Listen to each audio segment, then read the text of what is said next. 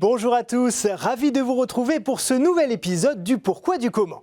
Alors, si on fait un petit point d'étape, depuis près de 2 ans, je vous ai parlé de linguistique, bien sûr, de nos traditions, des symboles et des objets du quotidien, de gastronomie aussi, d'animaux même, mais, pas encore de botanique, de fleurs, de pétales, de pistils, tout ça quoi. Eh bien, on va y remédier sans plus attendre. Cette semaine, je vous propose de découvrir une magnifique plante grimpante qui donne de superbes fleurs aux couleurs éclatantes, la passiflore. Bon, d'accord, c'est pas une plante aussi répandue en France que les rosiers, l'hortensia ou le laurier, mais elle est cultivée dans notre pays et elle est réputée pour être un très bon anti-stress. La question du jour est donc la suivante, d'où la passiflore tient-elle son nom ? Oui, ok, il y a flore dedans, du latin flora, fleur, ça c'était facile.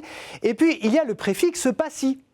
Passi, passion, fleur de la passion, ah voilà, vous commencez à voir où je veux en venir. Bon, reprenons les choses depuis le début pour mieux comprendre l'origine religieuse de cette dénomination. La passiflore est découverte au XVIe siècle par les conquistadors espagnols lorsqu'ils explorent et colonisent l'Amérique centrale ainsi que l'ouest de l'Amérique du Sud. Et comme souvent dans de telles expéditions, des prêtres sont du voyage. D'abord pour permettre à l'équipage de vivre sa foi au quotidien pendant les longs mois en mer, mais également pour bâtir des communautés chrétiennes sur place et évangéliser les peuples autochtones. Mais comme vous l'imaginez, une fois dans ces contrées encore sauvages et hostiles, les missionnaires rencontrent quelques difficultés de communication avec les locaux. Il y a la barrière de la langue et souvent des traditions ou des catégories de pensée étrangères aux leurs.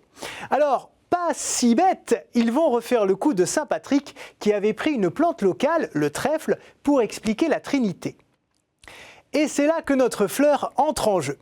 Les religieux constatent qu'elle pullule dans ces forêts tropicales et en la regardant de plus près, ils remarquent que ses organes représentent de grands symboles chrétiens de l'épisode de la Passion du Christ. Regardez d'abord ce cercle de filaments effilés, il leur rappelle la couronne d'épines de Jésus. Les 3 styles marrons du pistil qui surplombent le cœur de la fleur leur évoquent les clous utilisés pour sa crucifixion et ce qu'on appelle l'ovaire symbolise le marteau qui les planta. Et c'est pas fini. Chez certaines espèces, les feuilles ont 3 branches. Les missionnaires y ont vu une allégorie de la lance qui a transpercé le flanc du Christ sur la croix. D'autres espèces de ces plantes ont des feuilles qui se dispersent en vrille, un peu comme les feuilles de vigne. Pour ces ecclésiastiques, c'est un symbole du fouet qui a flagellé Jésus pendant son calvaire. Et c'est toujours pas fini.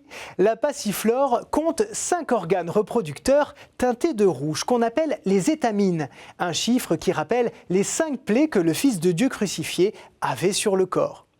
Quant aux 10 pétales que vous voyez très bien ici, ils représentent les 10 apôtres en excluant Judas et Thomas.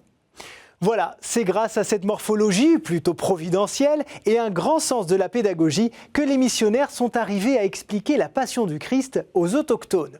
Et du coup, vous avez forcément compris l'origine du nom que les religieux lui ont donné, passiflore, fleur de la passion.